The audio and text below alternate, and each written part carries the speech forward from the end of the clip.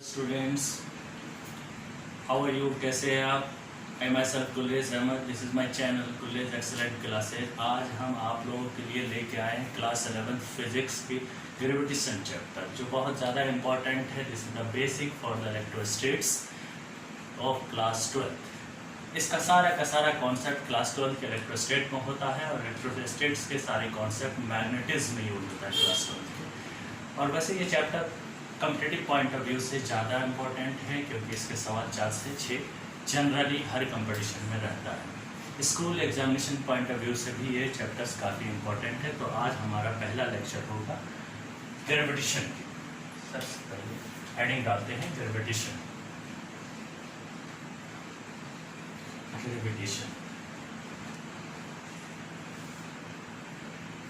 Gravitation के ऊपर काफ़ी रिसर्च हुआ है, जिसमें आर्यभट्ट ने बहुत इम्पोर्टेंट काम किया है ग्रेविटेशन को बारे में। वैसे हेवनली बॉडी जो सन, अर्थ और मून है, ये एक सर्कुलर पाथ पे लगातार घूमती रहती है कांस्टेंट स्पीड के साथ। तो ये इसलिए घूमती है क्योंकि वहाँ पे ग्रेविटेशनल फोर्स काम करता है toward the centre of their path. खैर हम उसकी बात नहीं करेंगे, हम जो सीधा चैप्टर पे चलते हैं। और चैप्टर में सबसे पहला टॉपिक और इम्पोर्टेंट हेडलाइन है Newton's universal gravitational gravitational law.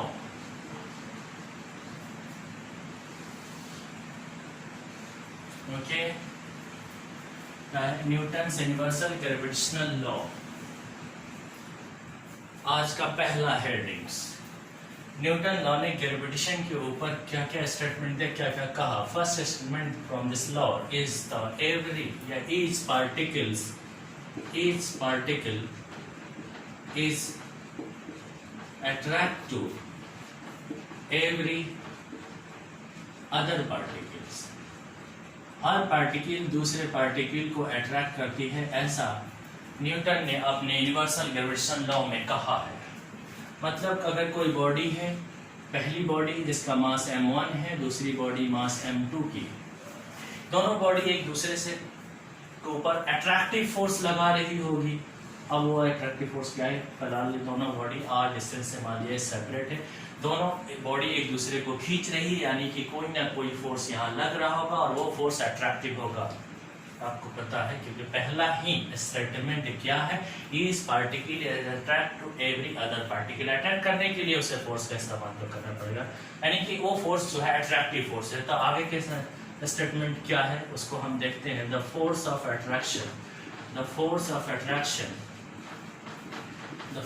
Attraction is directly proportional to the product of their two masses. ये दो मासेस जो एक दूसरे को फोर्स लगा रही है, उनके मासेस का प्रोडक्ट की बात हो रही है। Product of the masses, the given masses, product of the masses. Heading इस लाइन से हम कह सकते हैं F is directly proportional to the m1 into m2। और इसको हम पहला इक्वेशन मान सकते हैं, बना लिए हैं। This is the first equation. आगे का स्टेटमेंट क्या कहता है कि यही forces of attraction, the force of attraction is inversely proportional to the square of separating distance. ये दो बॉडी जितनी डिस्टेंस से सेपरेट है, उस डिस्टेंस का स्क्वायर का रेसिप्रोकल होता है ये फोर्स। सेपरेटिंग डिस्टेंस यानी कि अगर उन दोनों का सेपरेशन आप बढ़ाए तो बड़ी तेजी से वो फोर्स कम होता जाएगा, क्योंकि रेसिप्रोकल नहीं है, square of the separating distance का रेसिप्रोकल है फोर्स। डिस्टेंस बढ़ाने से दूर दूर बॉडी हो जाएगी, तो ये फोर्सेज ऑफ अट्रैक्शन बहुत कम होता जाएगा। मासेस को बढ़ाने से ये फोर्स ऑफ अट्रैक्शन ज़्यादा होगा, मास पे डायरेक्टली डिपेंड करता है, सेपरेशन पे इनवर्सली प्रोपोर्शनल करता है। ये सेपरेटिंग डिस्टेंस पे आप देख सकते हैं, सेपरेटिंग डिस्टेंस यहाँ से नहीं ले सकते, इन सरफेस से नहीं ले सकते, ये बाउंड्री से नहीं ले सकते। दोनों बॉडीज के अगर स्फेरिकल मास है, दोनों बॉडीज के सेंटर से लेते हैं। Okay, This is the statements. This is the statement of Newton's universal gravitational law. It's clear? अगर क्लियर है तो इसको पहले उतारो, वीडियो को पॉज करें, उतारो 1 2 3। हेलो, तो आपने नोट कर लिया। अब आगे बढ़ते हैं। इस न्यूटन यूनिवर्सल ग्रेविटेशनल लॉ से हम लोगों ने दो इक्वेशन लाया था। एक पहला इक्वेशन क्या था, F is directly proportional to the m1 m2, और दूसरा इक्वेशन था F is inversely proportional to the 1 upon r square. Separating distance तो आ रही था, तो इसका दूसरा इक्वेशन है। बहुत बेसिक बात कर रहे हैं आज, ये क्लास 9th में भी आपने पढ़ा होगा। ये इक्वेशन फर्स्ट और सेकंड दोनों को हम डिवाइड कर देते हैं। Equation first is divided by equation second, तो आपके पास आ जाएगा F is directly proportional to the m1 m2 upon r square, ये आ जाएगा। ये जब साइन हटाएंगे, प्रोपोर्शनलिटी के साइन हटाएंगे, तो इसकी जगह पे एक कांस्टेंट आएगा। उस कांस्टेंट को हम कहेंगे capital G m1 m2 m2 upon r square. ये फॉर्म आया अभी फिलहाल, ये रिजल्ट आया। इसमें जो कैपिटल G दिखाई दे रहा है वो ग्रेविटेशनल यूनिवर्सल ग्रेविटेशनल कांस्टेंट है, just like capital R। Capital R क्या है, कैपिटल R जो यूनिवर्सल गैस कांस्टेंट है, उसी तरीके से ये भी एक कांस्टेंट है यूनिवर्सल लेवल पे, यानी हर जगह हर प्लेनेट के लिए G की वैल्यू कांस्टेंट होगी। जिस तरीके से हर गैस के लिए कैपिटल R की वैल्यू कांस्टेंट होती है। ठीक है, ये फोर्सेस का मैंने बाद में बताया कि ये फोर्सेस अट्रैक्टिव होगा और इस फोर्स का नाम होगा gravitational force, that is called the Fg। कह सकते हैं हम ऐसे। इस नेगेटिव साइन का मतलब है कि ये फोर्स जो है, इस अभी इंडिकेट कर रहा है, मींस जो ग्रेविटेशनल फोर्स है वो अट्रैक्टिव फोर्स है। अट्रैक्टिव फोर्स है, नेगेटिव साइन का ये मतलब है कि ग्रेविटेशनल फोर्स जो है वो attractive force, always attractive force होगा। ये इलेक्ट्रोस्टैटिक फोर्स, ग्रेविटेशनल फोर्स में ये फर्क है। इलेक्ट्रोस्टैटिक फोर्स अट्रैक्टिव भी हो सकते हैं, रिपल्सिव भी हो सकते हैं, but gravitational force is always attractive force. यहाँ सिर्फ अट्रैक्शन ही अट्रैक्शन होता है, इसलिए इसके साइन हमेशा नेगेटिव होगा। न्यूमेरिकली हम नहीं लेते हैं नेगेटिव का साइन, क्योंकि नेगेटिव का साइन हमें अट्रैक्टिव फोर्स होने का सबूत देता रहता है। लेकिन ये फॉर्म कैसा है, स्केलर फॉर्म है। यहाँ डायरेक्शन की बात नहीं हो रही है, रेडियस वेक्टर की बात नहीं हो रही है। लेकिन अगर मैं वेक्टर फॉर्म ले लूँ इसका, तो क्या बनेगा, इन वेक्टर फॉर्म में, इन वेक्टर फॉर्म, तो वहां पे Fg बराबर हो जाएगा -G m1 m2 by r square and r cap into r cap से लेना पड़ेगा।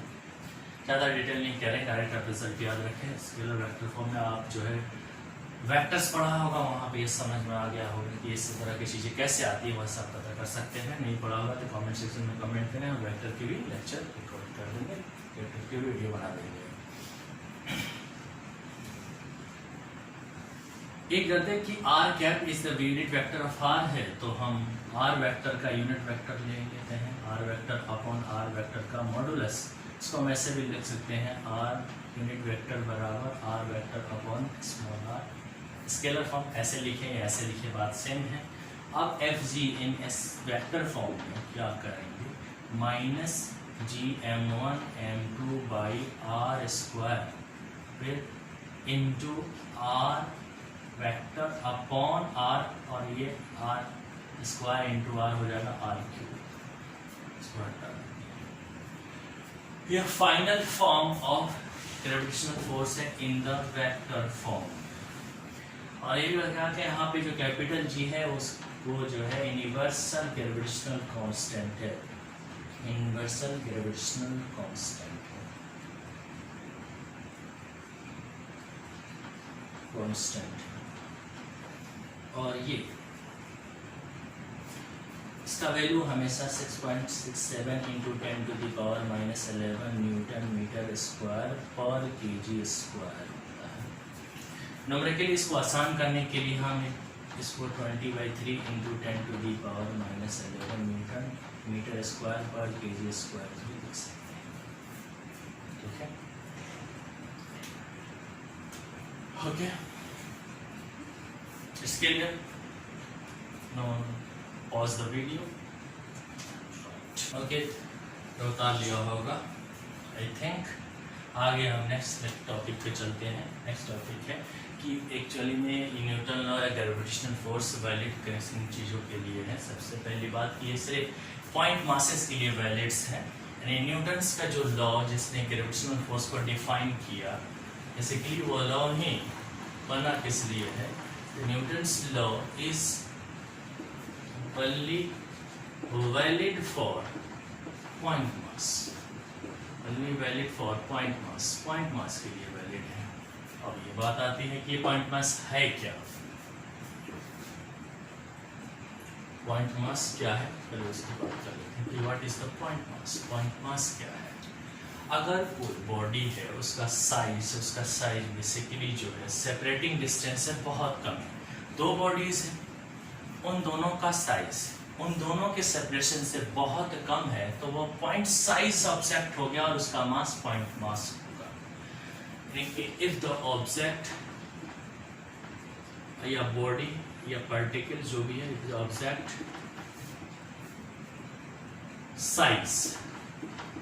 साइज इज वेरी लेस, बहुत कम हो, as compare to separating distance between as compared to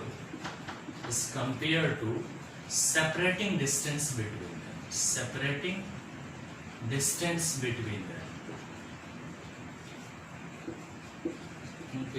them, उनके बीच में जो सेपरेटिंग डिस्टेंस है उसके मुकाबले उन ऑब्जेक्ट की साइज बहुत कम होना चाहिए, तब हम उसको पॉइंट मास कहेंगे। लेकिन अगर ये पॉइंट मास ये चीज है और इसी के लिए न्यूटन लॉ वैलिड है, तो फिर कैसे कहा गया कि अर्थ के लिए भी वैलिड है न्यूटन्स लॉ, सन के लिए भी वैलिड है, मून के लिए वैलिड है, दूसरे प्लैनेट्स के लिए भी वैलिड है? कैसे कहेंगे हम इस बात को कि पॉइंट मास तो है ही नहीं, फिर वो न्यूटन लॉ वहां पे कैसे वैलिड है? तो फिर पॉइंट मास से रिलेटेड और भी बातें देखते हैं। और क्या है कि बिगर साइज का अगर ऑब्जेक्ट है, बिगर साइज ऑब्जेक्ट, तब क्या होगा? तो वो with uniform spherical mass distribution में हो, स्फेयर शेप में है ना, ये अर्थ मून सन जो भी है स्फेयर शेप में है और उनका मास डिस्ट्रीब्यूशन यूनिफॉर्म है, पूरे में equally uniformly distributed mass distribution है। The bigger size object जो है वो with uniform mass, spherical mass distribution, spherical mass distribution, तब हम उस बड़े ऑब्जेक्ट को भी पॉइंट मास की तरह कंसीडर कर सकते हैं। Can also be considered as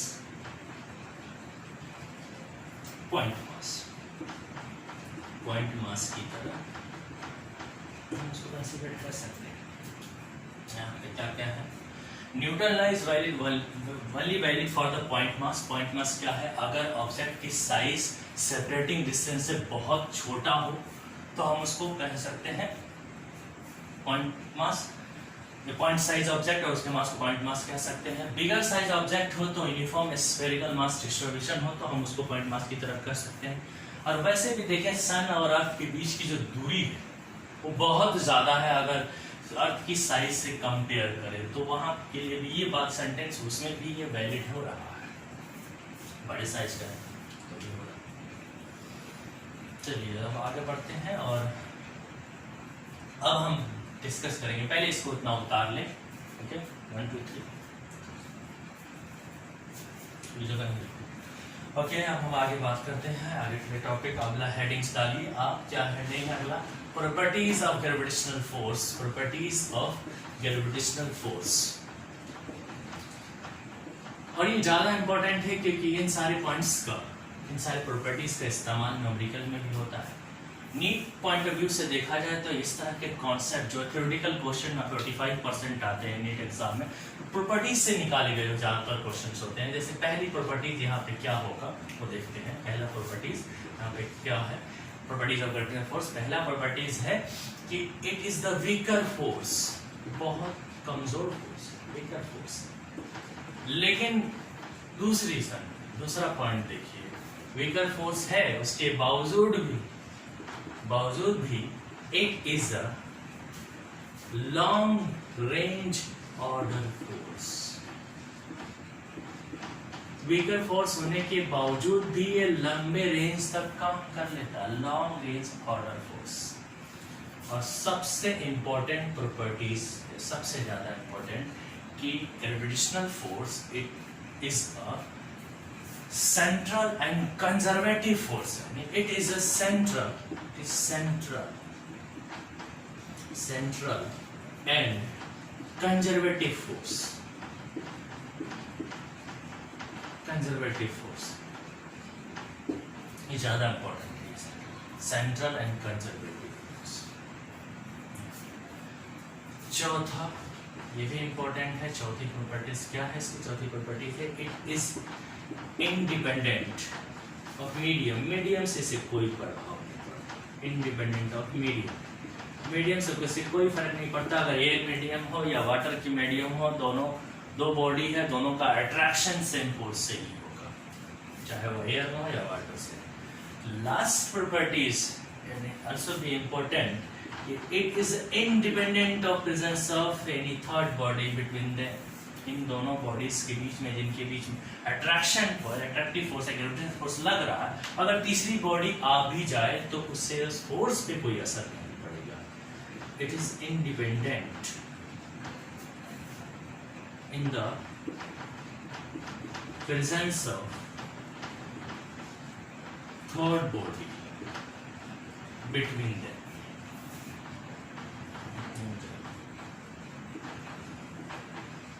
okay? 5 properties है, इनको पहले सीखें समझे। डाउट हो तो कोई डाउट से कमेंट सेक्शन में कमेंट करें, पहले उतारें, उसके बाद हम न्यूमेरिकल पे मूव करते हैं। कॉन्सेप्ट्स के ऊपर पहला न्यूमेरिकल से पहला क्वेश्चन कि दो आइडेंटिकल बॉडीज है, मतलब दोनों का मास सेम होगा। सर दो आइडेंटिकल बॉडीज हैं, ये दोनों का मास सेम है। अगर मैं इसको m1 कहूँ या m ही कह लेता हूँ तो ये भी m है, क्योंकि आइडेंटिकल मास है तो मास से, और आइडेंटिकल बॉडी है तो मास से। दोनों के बीच में सेपरेशन, और मैंने कहा था सेपरेशन हमेशा सेंटर से लेंगे दोनों का, यानी r जो है यहाँ क्वेश्चन में दे रखा है 1 मीटर का है। आगे, इफ द ग्रेविटेशनल फोर्स, यानी यहाँ पे Fg जो है इस 1 न्यूटन, देन फाइंड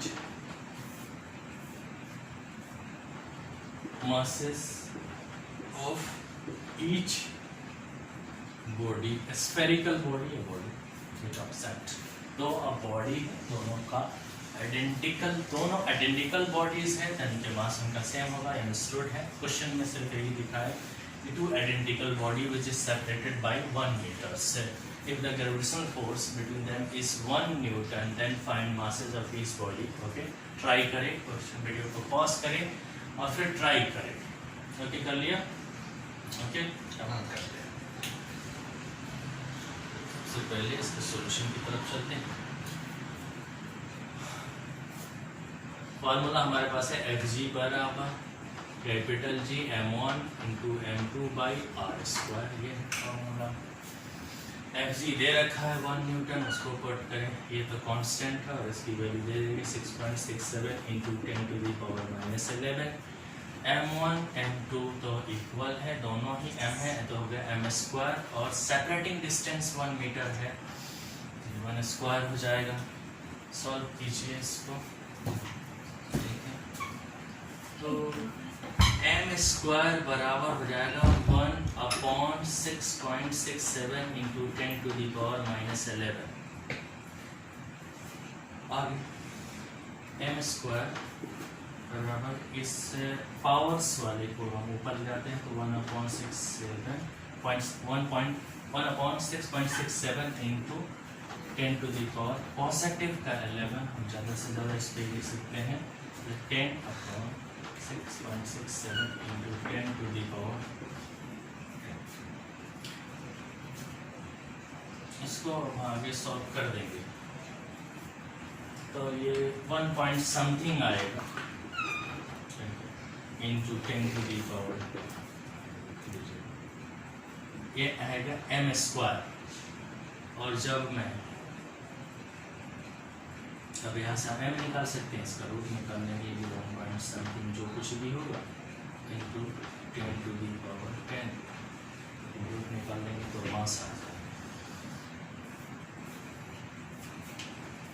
ओके, जिन लोगों से नहीं हुआ ये सॉल्यूशन को उतारें, वीडियो को पॉज करें, 1 2 3। अब नेक्स्ट क्वेश्चन पे हम चलते हैं। चलिए नेक्स्ट क्वेश्चन ज़्यादा इंपॉर्टेंट क्वेश्चन है, ये अच्छा क्वेश्चन है, कई सारे कंपटीशन में आ चुका है, बेसिकली जेईई मेंस में तो कई बार आया हुआ क्वेश्चन है। क्वेश्चन है कॉपर बॉल है, 2 आइडेंटिकल कॉपर बॉल है, कॉपर का तो ये सॉलिड बॉल है, बेसिकली कॉपर बॉल का लेकिन कॉपर सॉलिड बॉल है, यानी स्फेरिकल है। इन दोनों के सेंटर का डिफरेंस है, इन दोनों के बीच का जो सेपरेशन है वो 3r है, ठीक है।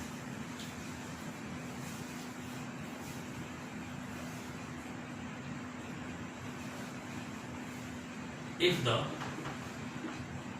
ग्रेविटेशनल फोर्स, यहाँ पे जो ग्रेविटेशनल फोर्स जो है वो F है, ग्रेविटेशनल फोर्स F जो इस तरह से देगा, F is directly proportional to the r की पावर n।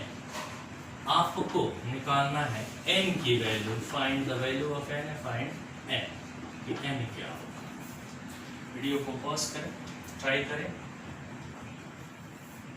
ओके।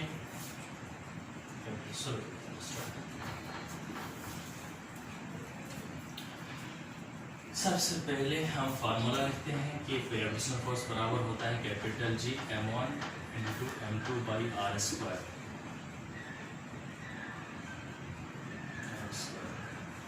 ठीक। और यहाँ पे r की वैल्यू कितनी दे रखी है क्वेश्चन के अंदर, कैपिटल 3।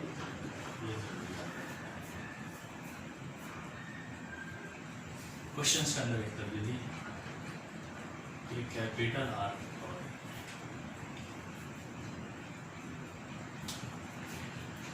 FG फोर्स F दे रखा है क्वेश्चन के अंदर, ग्रेविटेशनल फोर्स इंटरनेट करेंगे G M, दोनों आइडेंटिकल बॉल है। बॉल कैसा है, ये दोनों के दोनों आइडेंटिकल है, कॉपर का है और सॉलिड बॉल है, आइडेंटिकल बॉल है। इसमें इट मीन्स दोनों का मास जो है वो सेम होगा। अगर एक का m मानता हूँ तो दूसरे का भी m हो जाएगा, यहाँ पे आ जाएगा m square by r square. आगे वैल्यू और हम पुट करते हैं इसमें, यहाँ पे F रहने देते हैं और यहाँ पे G, और क्या करें, प्लस क्या कर सकते हैं, क्योंकि हमें टोटल R पे डिपेंड कराना है, मास पे डिपेंड नहीं कराना है। यहाँ से मास को हमें रिप्लेस करना पड़ेगा और वो निकल सकता है डेंसिटी से। डेंसिटी तो कांस्टेंट होगा, चाहे इस बॉडी के बेस बॉडी का डेंसिटी बराबर होता है मास अपॉन वॉल्यूम, और यहाँ से मास बराबर आ जाएगा डेंसिटी इंटू वॉल्यूम। अगर कोई स्फेरिकल बॉडीज है तो वहाँ उसका वॉल्यूम जो हो जाएगा volume of sphere, volume of sphere क्या होता है 4/3 पाई r क्यूब, ये होता है। क्योंकि इसका रेडियस जो है, बेसिकली एक चीज़ और मिस आउट है यहाँ पे, रेडियस कैपिटल R है, सॉरी।